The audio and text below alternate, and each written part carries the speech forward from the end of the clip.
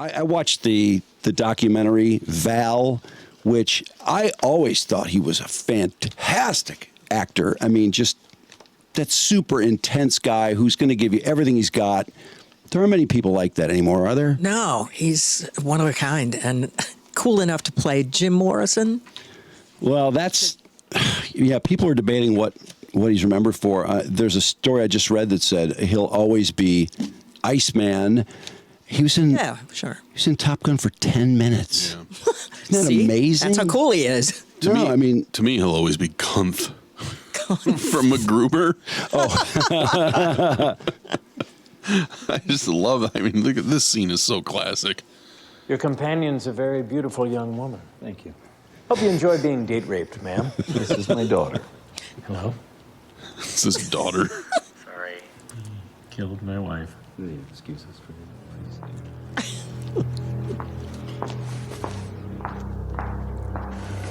Where's the X5? I don't know what you're talking about. Where's the fucking warhead? Well, what would I want with a nuclear warhead? I never said it was nuclear. Oh, that's right, because most warheads are filled with air. You know, I ran into Zeke Blachette and House Bender the other day. Really? How were they? A lot less dead than they are now. Oh, really? That's too bad. Yeah, it's too bad for you. Because they were a part of your little dream team of thugs, weren't they? Oh, that's right. You got me. Past tense. They were. Yeah, it's really quite a sad story, actually. What do you mean? I had assembled the greatest dream team of thugs in the history of the world. I had them all in one room. And I also had some homemade C4. And wouldn't you know it, it exploded. And I lost them all. You're shitting me. You're shitting me! Well, we have a lot in common because I basically did the same thing. No, wait. That didn't happen to me because I'm not a fucking retard who blows up his own dudes. Fuck you, cunt. And by the way, I have a new team now. Not only do I have Vicky St. Elmo, maybe you've heard of her, but I also have one of the greatest young military minds around. I mean, this guy's the real deal. And we're gonna stop you.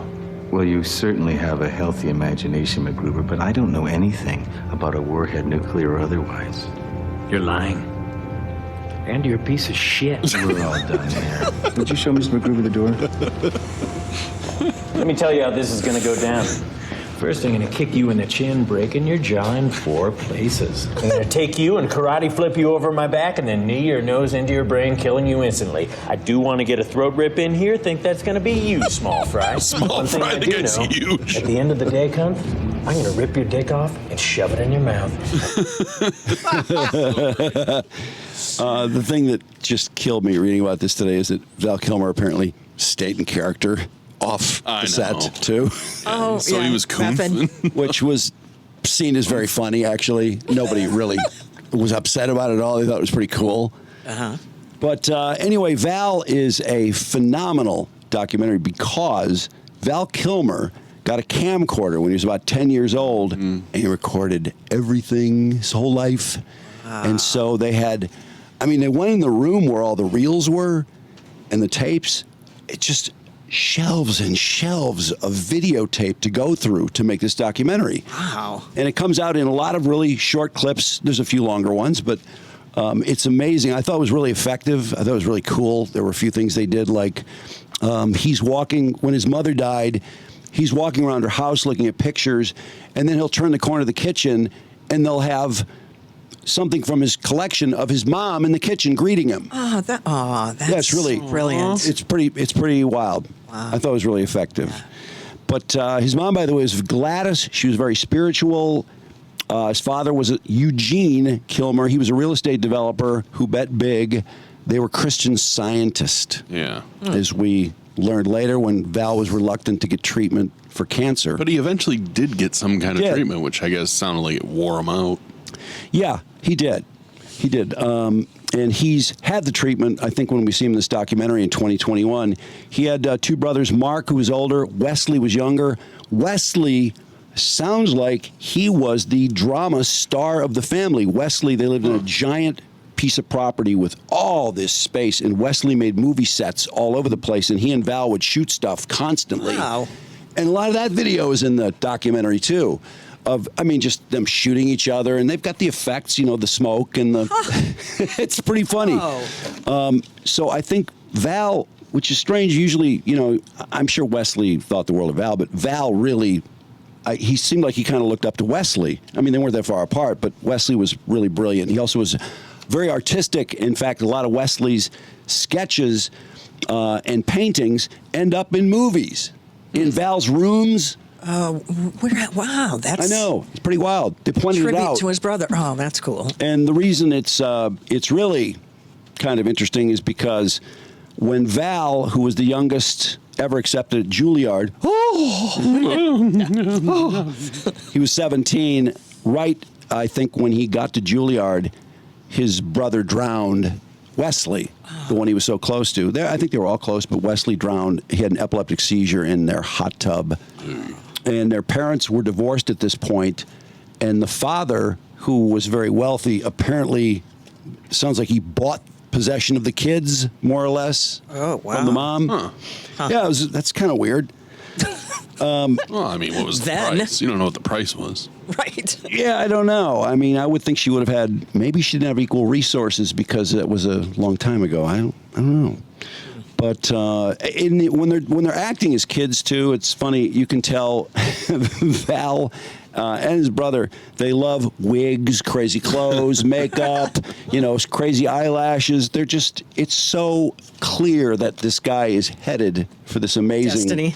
Yeah, it looks that way. I mean, those things always change, and then after Juilliard, I'm going to try not to cover the entire documentary, or there'll be no reason everybody to watch it. And I really think people should watch it. It is you good. love them, It is good. Did you watch it? When it first came out, yeah. I remember my one criticism was it left all the mean stuff of Val out. Oh, Because he was known as, being very ornery and... Well, he did fights and include. stuff, so. There's a part. I know some people complain about. Most of the reviews were like 10 out of 10, 9 out of 10, 10 out of 10. Yeah, People were really it's really emotional. good. They Yeah. thought it was just phenomenal. Right. And I'll tell you why they think that, because I think you have to kind of cover a little bit more to understand it. But after Juilliard, he did a play, and there's a video of this too of him. He was supposed to be the lead, and he ended up being the third lead because Kevin Bacon and Sean Penn walked into the play. Oh. But there's a little video of the three of them, and they must be, 20, 19 or something. It's pretty cool. I made a movie, Top Secret. Love Top Secret. I've never seen it. Is it good? I've never seen Top Secret either. I'm excited to be able to watch a Val Kilmer movie. It sounded interesting. It's It's like a Naked Gun. It's a spoof type movie of spies. rock musical spy thriller parody, he called it. And he spent 4 months learning to That's play right, the he plays guitar. Yeah, yep. Wow. So, there it is again. Then Real Genius. Have you seen Real Genius?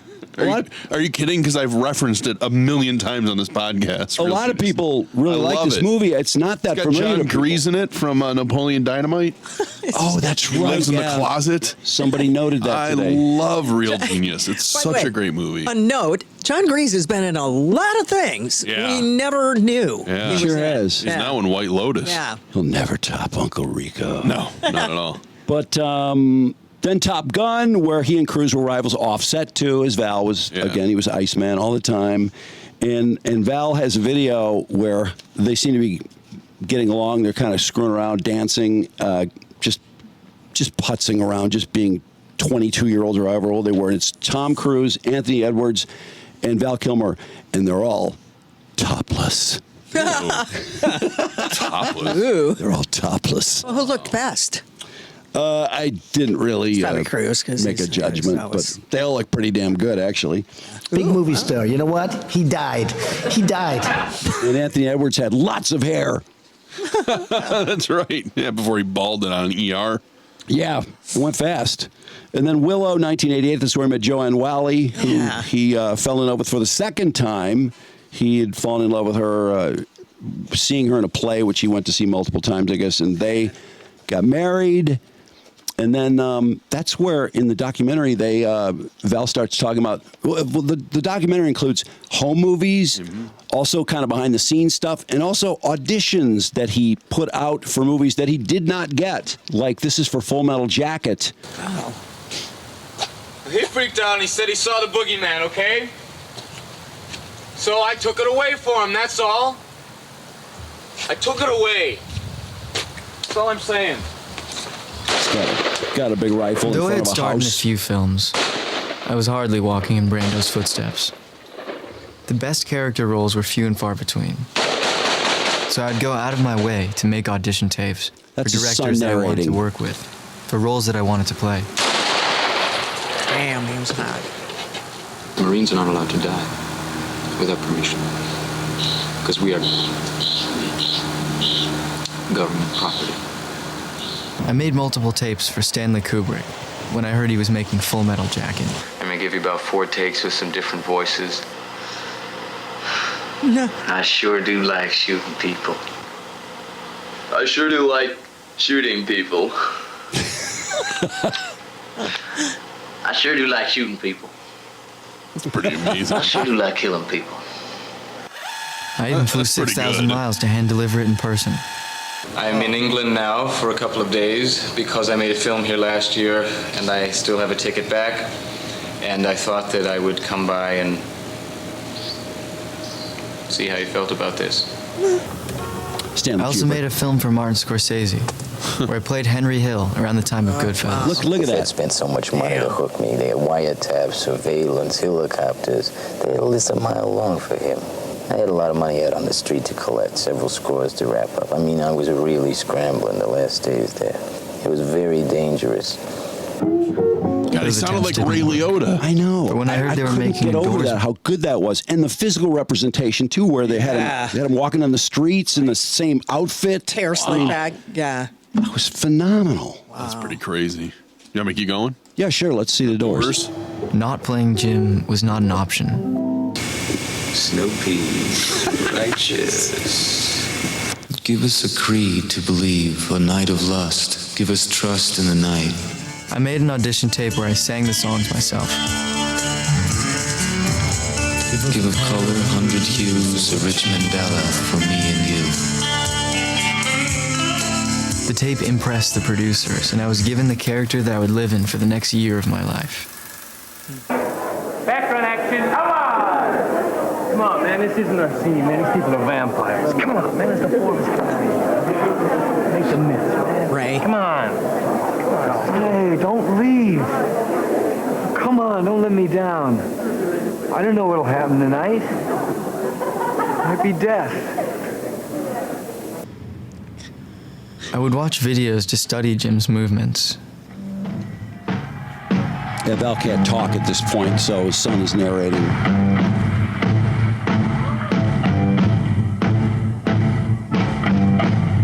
And memorized them, so the way he moved was the way I moved at all times.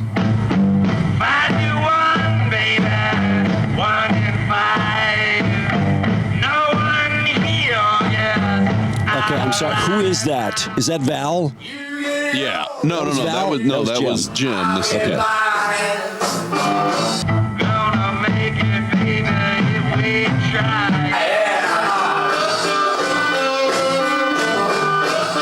He wore these leather pants for years, so I wore them as long as I could, which was about a year.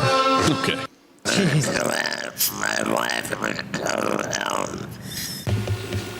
My wife was total hell. Oh, because he was Jim Morrison at home as well. Yes.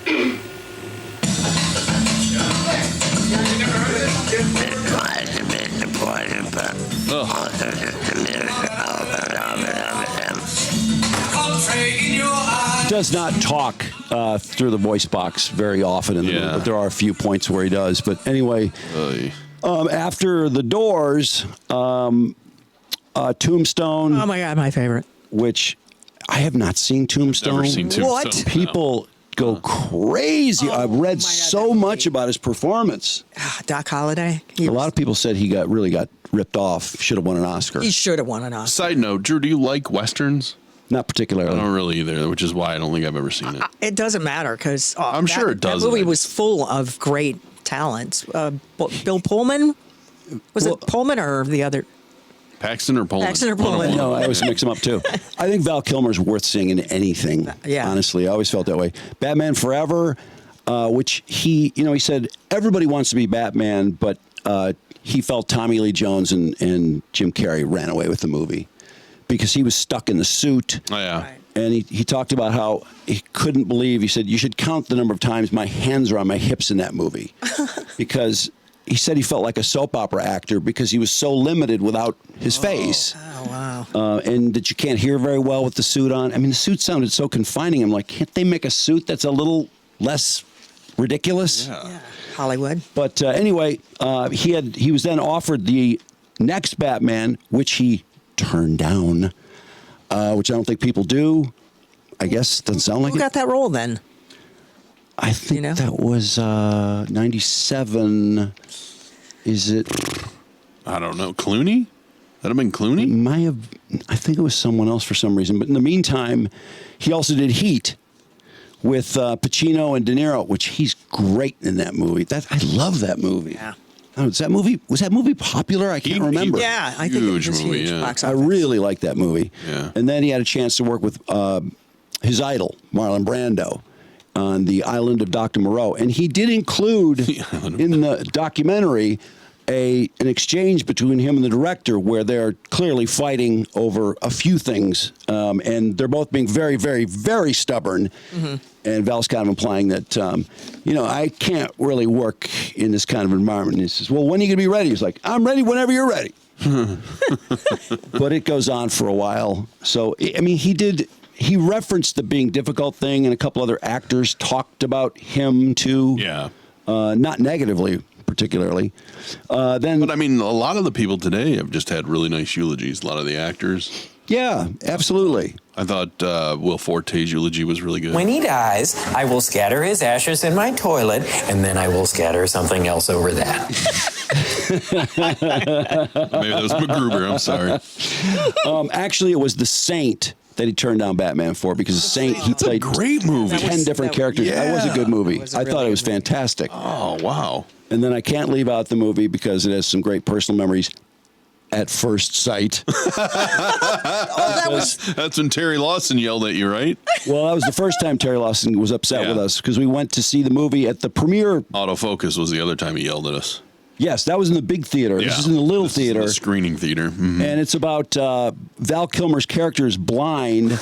This plot is so dumb. It really is. Why did he do this movie? And he meets Mira Sorvino, who falls in love with him, and she immediately starts trying to find ways to fix him, to fix his eyesight. And she finds a surgeon, and he doesn't. No, I don't want to do that. I'm used to being in the dark. I don't know about that. I'm good with being blind. And then he gets his sight restored, and then she doesn't like him as much because he runs into a glass door once. Oh, no. And also because his depth perception is off. He misperceives facial expressions. He doesn't perceive things the way he used to. Well, give him a chance, Mira. I know, that's what I thought. Jesus. What was the part that you guys got in trouble for? Well, when his sight was restored, Mike started whispering to me about, surely he's just going to rip that girl's shirt open to see her tits. I mean, he hasn't seen tits in his entire life.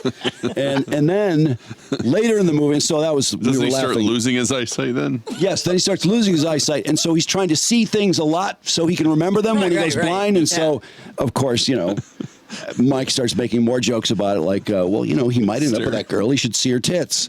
He should see her bush. Be the last thing. He said he wanted her to memorize her vag. Yes.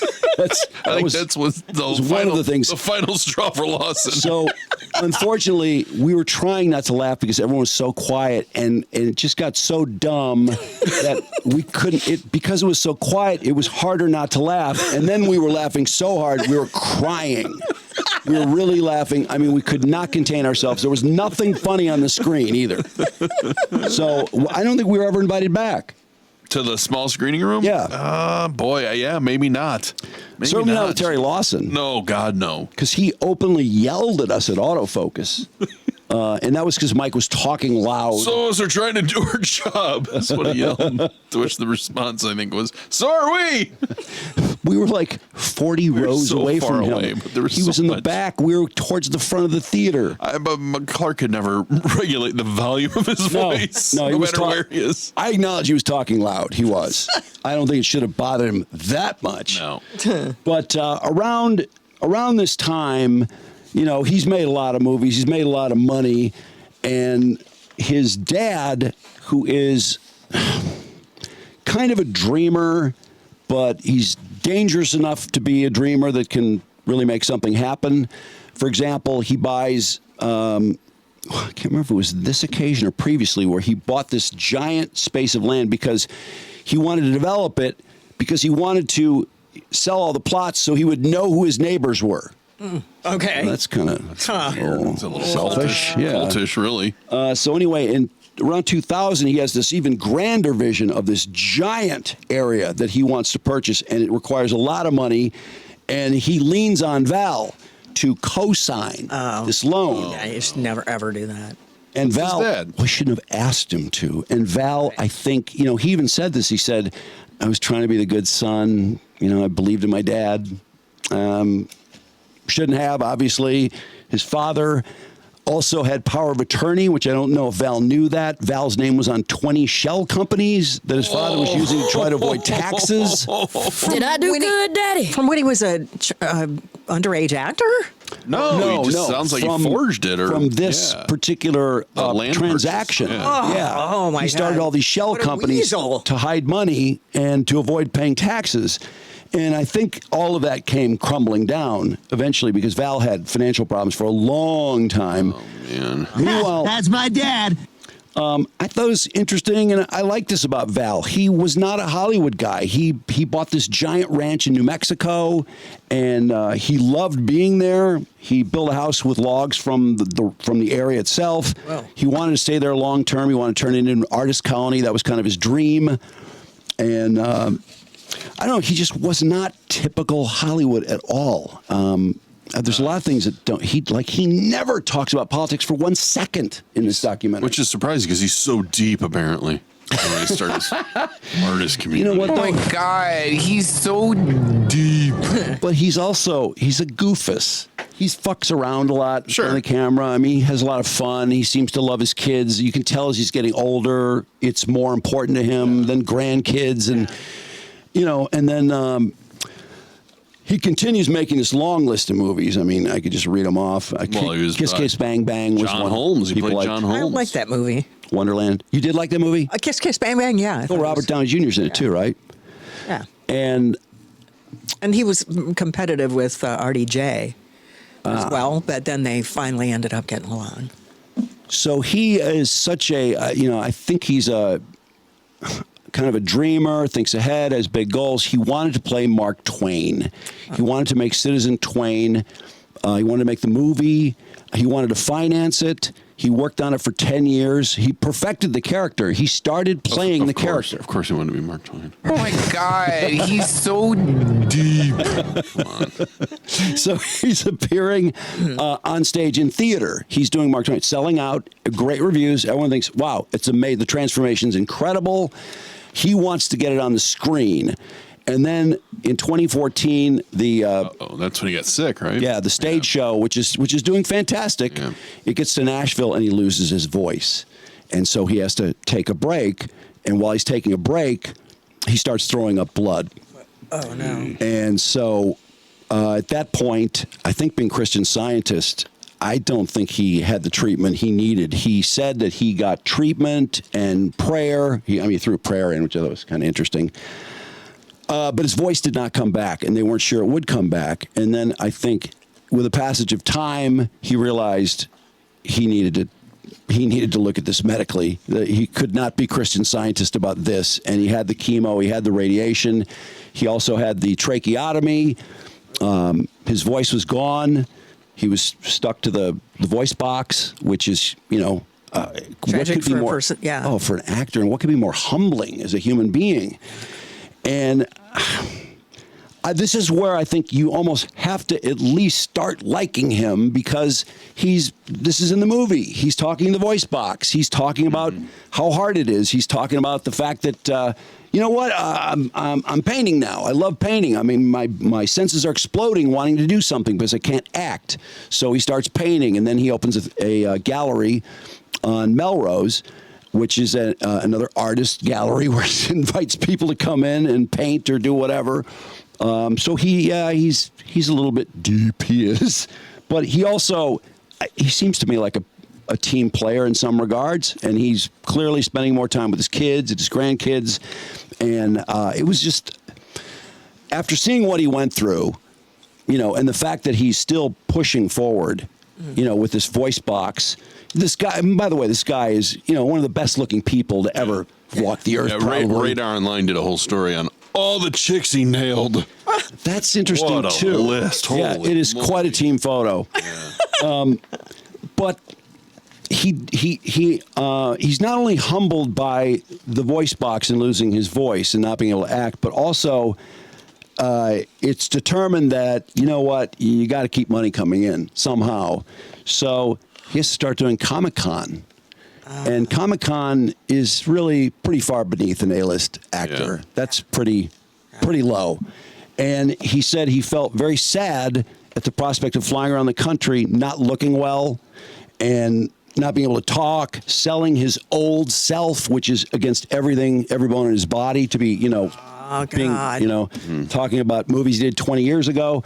But when he starts doing it, he says he found it, he thought, this is going to be humiliating. This is what my peers would think would be the worst thing in the world. But he found it gratifying. He loved it. The fans were great. Yeah. They loved him. They pumped him up. What? Do you think people in Hollywood still find that humiliating? I think that would be kind of fun to go out there. And I think so, too. Like what Tommy Chong's doing. I think that'd be kind of a blast. But it's easy work. Well, if you're talking about something he did in 1984... Well, maybe when you're like Val and you have a line of credits like he does. He did, It's not as... It should not have been that bad, but he ended up... he admitted that it was really cool, and they show one scene is really rough where he's not feeling well, and he's signing, and he's talking to the voice box, and people are coming through, and they're excited to meet him and a couple other people, and then he takes a break, and he lays down, like right behind the desk, too, and then he asks the guy, he's just pointing at him, bring the wastebasket over. He throws up in the wastebasket, and then they wheel him out with a blanket on his head. Oh, God. To spare him. Oh, Jesus. I know, really? it's just really brutal. Oh. But then you see him 5 minutes later, he's back signing autographs. Oh. So you could not help, but I don't know. I personally couldn't help liking him. I just thought, this guy's, I just love his perseverance. I love his... the fact that he wants to be so good at something, you have to admire that. So his last film credit, you didn't even mention that he was in Willow, which people might... No, he did. Oh, did you mention Willow? Yeah, that's where he met Joanne Wally. Okay, yep, and Warwick Davis, who was Willow, and I believe Val's last credit was Willow 2. They used archival footage of him. But there's also a great scene because Warwick Davis did Life's Too Short with Ricky Gervais and Stephen Merchant. And Val made a cameo on there, and I like this scene. So Warwick is out What year is this? Maybe 10 years ago. Maybe a little more than that. So Warwick's out to dinner with Stephen Merchant and Adam West. And Batman standing there. I don't know, with Adam, aren't we? We've had George Clooney, Christian Bale. They're trying to guess who the Batman is that's standing in front of us. Take it off, Val. Spell Kilmer. Oh, yeah. I gotcha. You did. It's my trick. Yeah. No one ever gets it. No one ever gets it. This is the last Batman guess. We're kind of a little bit pressed for time. Yeah. So what can we do for you? It's what we can do for you guys. Val and I are putting together Willow 2. And we'd like to invite you to come aboard as producers. I've already raised £5,000. 5,000. Right. And what do you want from us? Well, another 5,000. Yeah. Okay. For development. Right. For development. What Another 5 for development. Development costs? Yeah. No, but what are those costs at this stage? Oh, my God. Writers. Right. I'm staying at the Dorchester. That's going to get to be expensive. If you eat and drink like I intend to, that's going to be 50 grand right there. I mean, if you don't think I can drain a minibar and have it restocked and do it all again the next night, then you're a bigger fool than I thought you were. Oh, okay. Okay. Do you mind if we have a quick word with Warwick alone? No, sure. Take all the time you need. Are you going to finish that tiramisu? No, take it. Yeah? Go for it. Come. All right. Why it's not one more. Listen. Isn't that great? I love that Val would play himself in anything. He looked really good there. For being 2015. Yeah, let me find out when exactly it was. It might have been before that. Had to have been 2013. Oh. Okay, Val Kilmer and the women. Okay. Very interesting. He certainly attracted the most attractive women. I mean, he married Joanne Whalley, though, who I thought was beautiful, but I couldn't help thinking he could marry anyone, couldn't he? Val Kilmer? Sure. I mean, did you think Joanne Whalley was in the ballpark? She was a ginger, right? No, Is that she had dark hair. Oh, okay. Dark features. She's really pretty. I thought she was really pretty, actually. What year? Let me see. 88. I don't know who she is. She was in that was Willow. the time. Maybe that was the time he She was in Willow. She was. Maybe that's the time he wanted to slow down. He had 2 children with her. Yeah, It I think he didn't wanted last to very have long, he but wanted to had have a couple kids. He wanted to have a family. Yeah. And also their divorce, I'm not sure. I think everyone assumed that, Val was having all these, these whores on the movie sites and stuff because he was gone a lot. And I think she was very paranoid. How could you not be paranoid? It's Val Kilmer. And I think tabloids are saying stuff like, oh, Val Kilmer's getting close to so-and-so. And I think she just lost it. Like, I can't do this. I can't. I'm going to lose my mind. But I don't know. I didn't get the impression that he was that. I don't know. I don't remember. Was he that bad? Was he somebody who was just banging chicks all over the place? It didn't seem like he was Lothario. It didn't seem like he was cheating on people, but he did bounce from. Oh, you'll be glad to know they have the first picture of Joanne Whalley an hour ago greeting the daughter. Oh, it's always great to have that first picture after someone dies. Fucking rude. Look at that. What's his who's dated who? Or okay, first of all, he speaks very highly of all the women he dated, and whenever he's asked about any of them, he loves them. They're wonderful. He seems very friendly in that way. He did. I don't want to talk about her no more. Made it sound like the love of his life was Daryl Hannah. Yeah. Really? Yeah, which was like 2000, 2001, before Neil Young or all that. But he really, really, really liked her. Now, she's not the most beautiful of all the women he dated. Ouch, that hurts. After he divorced, his first girlfriend was Cindy Crawford. Nice. But that had to feel good for Joanne Whalley. How could you go off of that? Then Angelina Jolie turns up. Really? Ellen Barkin. Wow, yeah. When he was younger, I think after Top Gun, he dated Cher, who was like 35 and he was 22. He broke up with her. Yeah, he's like the only guy that's ever dumped Cher. Yep. Wait, not Greg Allman, or did he fall asleep in his spaghetti and? I think Greg Allman went to the store and didn't show up for a week. Didn't come back for a week. Her. So here's the first one on his list is Mare Winningham. Oh, yeah, cute, and then Cher, and then Michelle Pfeiffer.